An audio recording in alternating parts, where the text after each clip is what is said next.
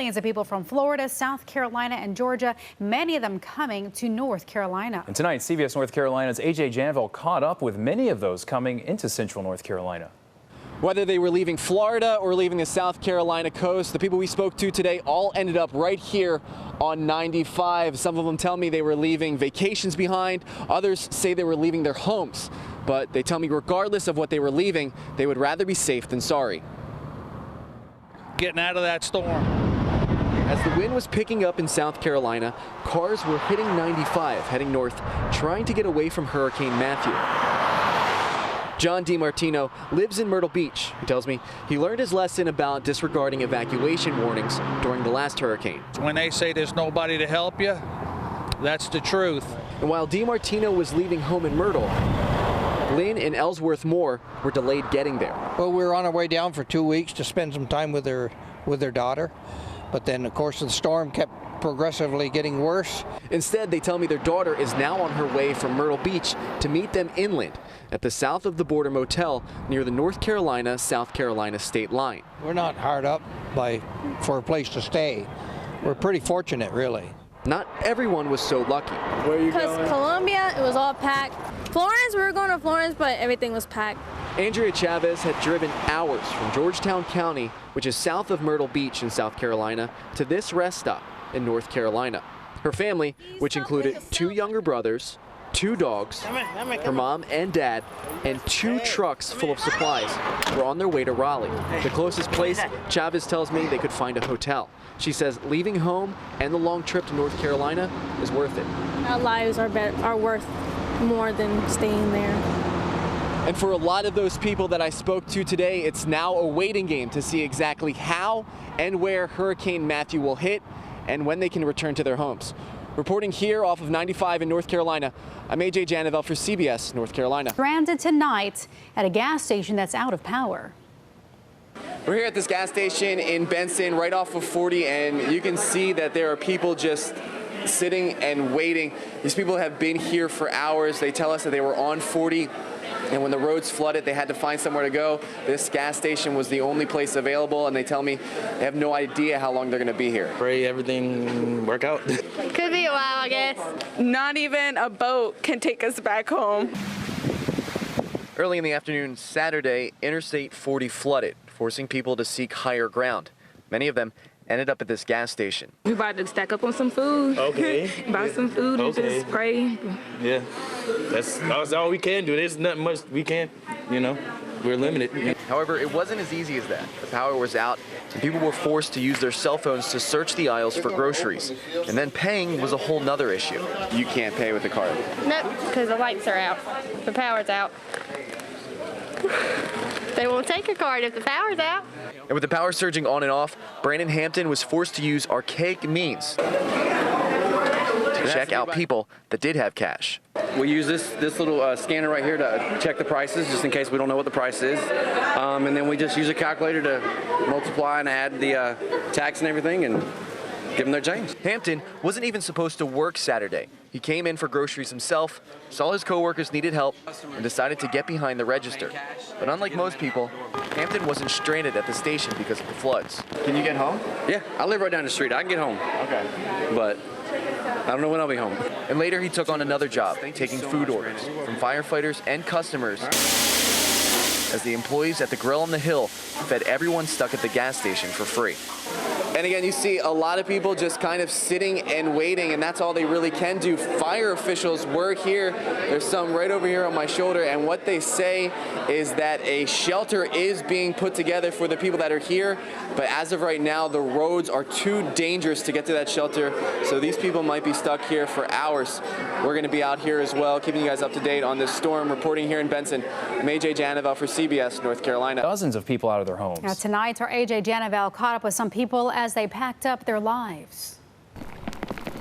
This is what Parkside Apartments looked like Saturday. Ryan Stickles was home with his girlfriend and 2-year-old daughter late into the night as the floodwater was rising. I couldn't really rationalize or reason, like what should be done or what shouldn't be done. I was just trying to figure out what was best for, my family and me, and, in terms of property loss versus, potentially loss of life. Stickles and his family made it out, but Monday, was spent packing up their cars. We're both missing work and stuff to do this. We're just trying to finish it up as quick as we can. Oh, there is more in here. Amanda Schwaner also had to call out of work to pack her home, but unlike Stickles, she didn't have a new place to move into. They just said move out your stuff as quickly as you can.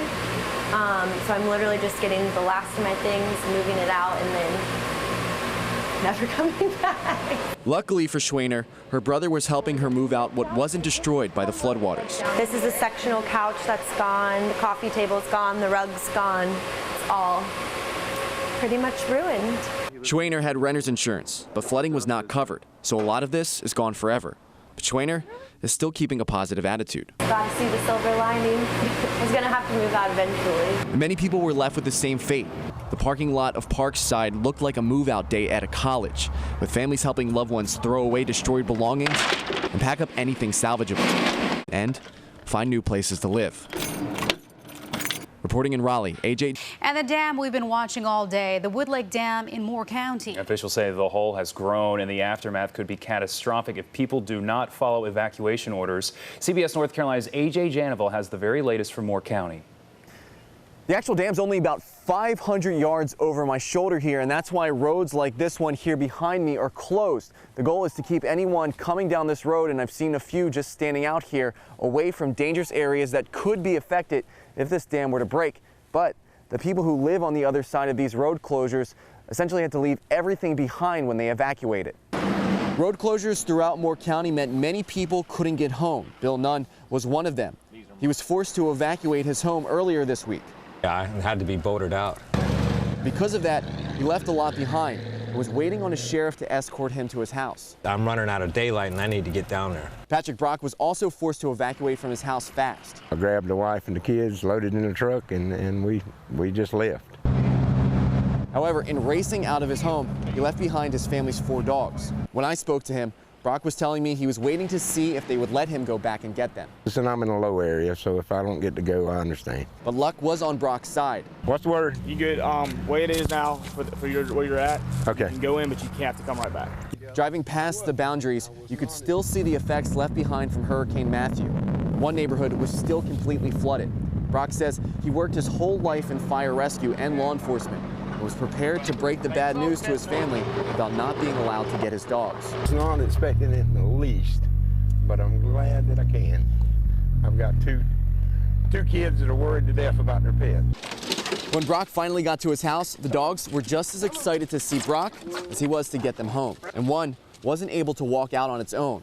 3-week-old Pumpkin Spice was put in the crate with its mom while Brock drove back to higher ground. My suggestion, if you're buying property, if it's got damn river in the name, don't buy it. And I was talking to some of the law enforcement officials that have been manning these road closures throughout the day. They tell me they're going to be on 12-hour shifts throughout the entire night, making sure that people stay safe and don't get past these roads. Earlier in the day, Moore County officials did say, though, about 78 people chose to stay behind regardless of mandatory evacuations. Reporting here in Moore County, AJ Janeville for CBS North Carolina. Standing right here on the edge of flooding on West 5th Street in Lumberton, and this floodwater actually stretches about 3 miles down that road. In some cases, it gets as deep as a few feet.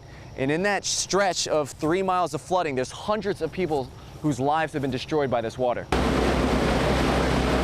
This is a road. The only way you can really tell is by seeing what's been left behind. This is just awful. The elderly that's been here all their life and to lose their homes, it's really sad. I'm 45 and I've never seen it flood like this in this area. Eddie Williams owns a business along West 5th Street. He did his best to get everything out. 28 years of stuff, man. Williams and his 4 employees made their way back and forth through the water using tables from a flea market as a makeshift bridge. Trying to save the tattoo shop, man. Trying to get everything out of it so that we can continue to make a living for these guys that work for me. But Williams and his girlfriend were able to save something else. This dog, Coco, was trapped in the floodwaters since Friday. They got her back to her owner. Yeah, I thank you. Thank you, sweetie. Yeah, I thank you. And all of this was with the help of Sean Wagner, who lent not only himself to carry supplies back and forth, but his massive tow truck. Wagner has been making this run through the feet of floodwaters since Saturday. You know, we had a truck that can get through the high waters, So we were loading people up in their cars and trying to get them out of here. He tells me he saved at least half a dozen people from their flooded cars. And days later, he's still out helping people get to their businesses and pull cars out of the water.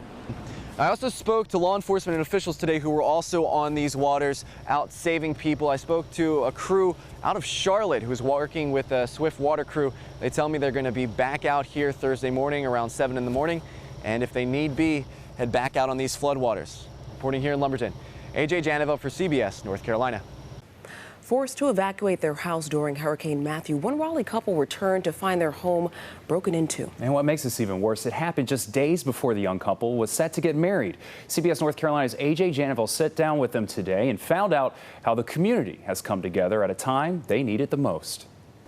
After a long search, Tyler Aronson and Sharifa Mattis found their perfect home. We really wanted a place that we could entertain and host people and just fill this place with a lot of great new memories. But it hasn't started out that way.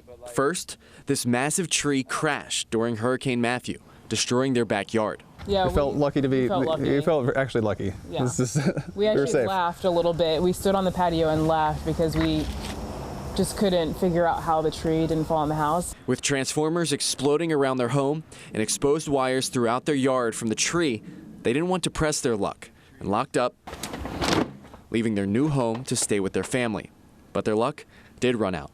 Somebody did kick our door in and ransacked through our home and all our belongings, taking a lot of things, very precious things to us, irreplaceable things. It feels dirty. It just feels like someone who we don't know and who we probably never will see saw everything of us. Aronson and Mattis tell me everything was stolen, including wedding supplies. The couple is getting married Saturday.